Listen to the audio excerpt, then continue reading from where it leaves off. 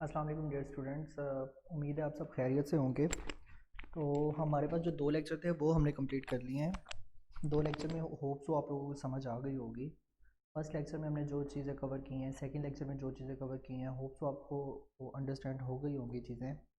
तो मैं आपको सबसे पहले ये भी बताना चाहता हूँ कि हम एक अपना लाइव सेशन क्रिएट कर लिया करेंगे, जिसमें आप लोगों की क्वेश्चनिंग होगी वो आप मुझे से उस लाइव सेशन में पूछ सकते हैं। तो चलते हैं हमारे नेक्स्ट लेक्चर नंबर 3 की तरफ। लेक्चर नंबर 3 आज जो है हमारा, वो है हमारे पास types of data transmission. Data transmission हमारे पास किन टाइप्स के थ्रू होता है। इसमें हमारे पास आ जाएगा 2 क्वेश्चन हमारे पास अराइज होंगे। Different types of data transmission, explain asynchronous और सिंक्रोनस ट्रांसमिशन। ठीक है, सबसे पहले हम देखते हैं कि हमारे पास ये जो टाइप्स ऑफ डाटा ट्रांसमिशन कौन कौन सी हो सकती हैं। सबसे पहले हमारे पास पैरेलल ट्रांसमिशन।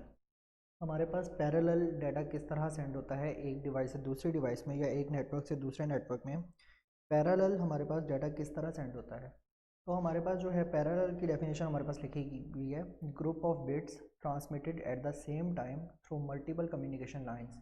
मतलब कि इसकी डायग्राम देखें, हमारे पास ये दो, एक है सोर्स दिया हुआ है, दूसरा हमारी डेस्टिनेशन दी हुई है। मतलब कि एक कंप्यूटर है, ठीक है, एक नेटवर्क ही हम बना लेते हैं। एक कंप्यूटर इस साइड पे पड़ा हुआ है जिसने डाटा सेंड करना है दूसरे कंप्यूटर में, और दूसरा कंप्यूटर हमारे पास इस साइड पे पड़ा हुआ है। ठीक है, हमारे पास जो उसे सोर्स का नाम दे दिया है, और जहाँ हमारा कंप्यूटर रिसीवर कंप्यूटर पड़ा हुआ है हमने उसे डेस्टिनेशन का नाम दे दिया है। हमारे पास जो होगा डाटा सेंड होगा एक डिवाइस से दूसरी डिवाइस के अंदर, तो वो ये देखें डिफरेंट कम्युनिकेशन के लिए लाइंस बनी हुई हैं।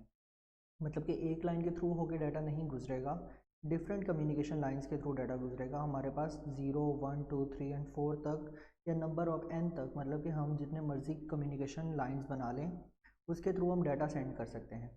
Each bit of data transmit over a separate communication line. मतलब कि हम जब भी डाटा सेंड करेंगे वो बिट्स की फॉर्म में जाएगा ना, 0 और 1 की फॉर्म में जाएगा एक जगह से दूसरी जगह।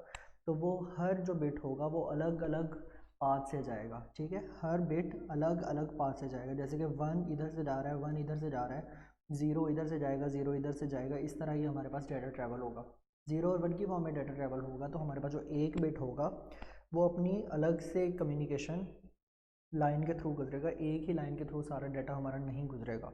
इसी वजह से हमारा ये जो डाटा होता है ये फास्ट कम्युनिकेशन होती है इसमें। ठीक है, multiple bits flow at a time, मतलब कि डिफरेंट बिट्स होती हैं हमारे पास एक ही टाइम में फ्लो कर सकती हैं। Inside computer a group of bits of data flows at the same time. मतलब कि कंप्यूटर के अंदर हमारे पास जो ग्रुप होता है, एक बिट्स का ग्रुप, मतलब कि हम कोई डाटा सेंड कर रहे हैं, कुछ ज़्यादा एमबीज का है, तो वो एक ग्रुप बन जाता है ना, हमारे पास कुछ बिट्स का एक ग्रुप बन जाता है जिसके थ्रू हमारे पास डाटा ट्रांसफ़र होना है। तो हमारे पास एट द सेम टाइम वो सारी बिट्स मूव करती हैं, क्योंकि हमारे पास डिफरेंट कम्युनिकेशन लाइंस होती हैं उसके थ्रू, क्योंकि डाटा मूव करना होता है, इसलिए वेट नहीं करवाना पड़ता है नेक्स्ट बिट को। इसलिए वो ग्रुप का ग्रुप ही चल पड़ता है, वो डिफरेंट जो कम्युनिकेशन लाइंस है उसमें से हमारा डाटा एक जगह से दूसरी जगह पहुँच जाएगा। डेली लाइफ की एग्जांपल दी हुई है, data transmission between computer and main memory और प्रिंटर। मतलब कि हम जो डाटा की कम्युनिकेशन करवा रहे हैं हमारे पास सीपीयू के दरमियान भी हो रही है, मेन मेमोरी में भी हो रही है, प्रिंटर के दौरान भी।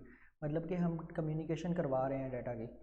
तो हमारे पास जो हमने एक डाटा सेंड करना है वो हम अपने सीपीयू में भी वो परफॉर्म हो रहा है, वो डाटा प्रोसेस हो रहा है। उसके बाद हम प्रिंटर को भी कमांड दे रहे हैं प्रोसेस की, तो हमारे पास प्रिंटर में भी एट द सेम टाइम हमारे पास कमांड चली जाएगी। तो ये इसकी एग्जांपल है।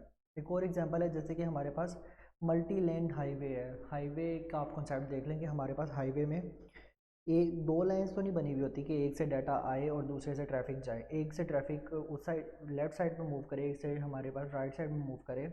हमारे पास इस तरह तो नहीं होता, हमारे पास डिफरेंट लाइंस बनी हुई होती है ना, मतलब कि काफ़ी ज़्यादा लेंथ बनी हुई होती हैं जिसके थ्रू वो डाटा ट्रैवल कर रहा होता है। तो डाटा वो जो ट्रैफिक हो उन्होंने डाटा के एग्जाम्पल में कन्वर्ट कर दिया।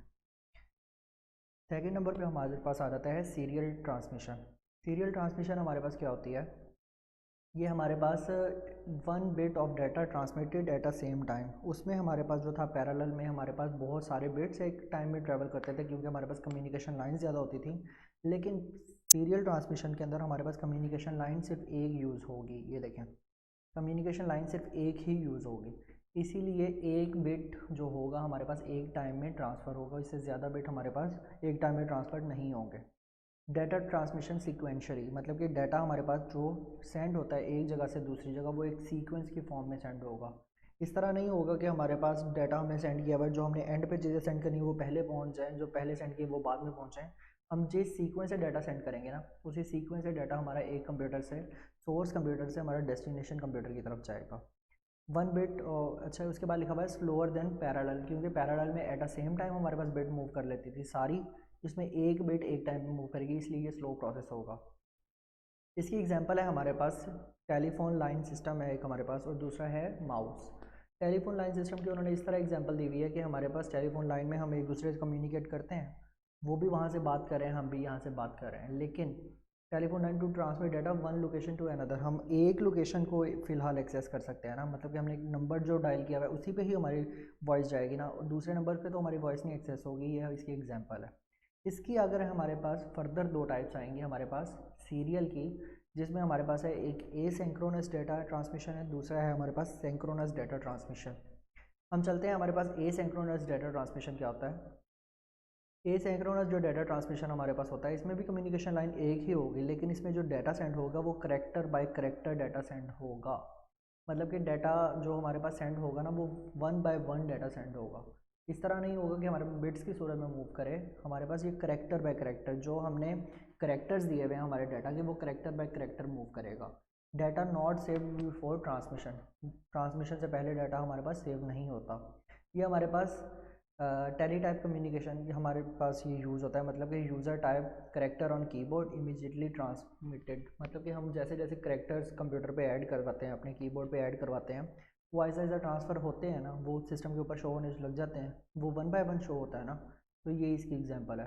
टाइम इंटरवल बिटवीन, मतलब कि हमारे पास जो करेक्टर हम मूव करते हैं ना एक जगह से दूसरी जगह, जैसे हम लोग डाटा टाइप कर रहे हैं, वो कंप्यूटर के ऊपर शो हो रहा है, तो हमारे पास एक फिक्स्ड कम्युनिकेशन, हमारे पास उसमें एक गैप आ जाता है डाटा के दरमियान, करेक्टर बाय करेक्टर मूव करेगा तो उसमें एक गैप आ जाएगा, ठीक है। लेकिन ये जो गैप होगा ना, ये सीक्वेंस से नहीं होगा, किसी का गैप बहुत ज़्यादा भी हो सकता है, किसी का गैप कम भी हो सकता है। मतलब कि कीबोर्ड की एग्जांपल लेते हैं, हमने कुछ अल्फ़ाबेट्स टाइप करने हैं, हमने कुछ पैराग्राफ टाइप करने हैं, उसमें हो सकता है हमें अल्फ़ाबेट्स ना मिल रहे हो, पहला अल्फ़ाबेट हमें जल्दी मिल गया, दूसरा अल्फ़ाबेट हमें देर से मिला है, दरमियान में कम्युनिकेशन हो रही है, लेकिन उनके दरमियान गैप जो है वो यूनिफॉर्म स्पीड में नहीं है, मतलब कि एक सेम हमारे पास गैप नहीं आ रहा, किसी अल्फ़ाबेट में ज़्यादा गैप आ रहा है, किसी अल्फ़ाबेट में कम गैप आ रहा है, ठीक है।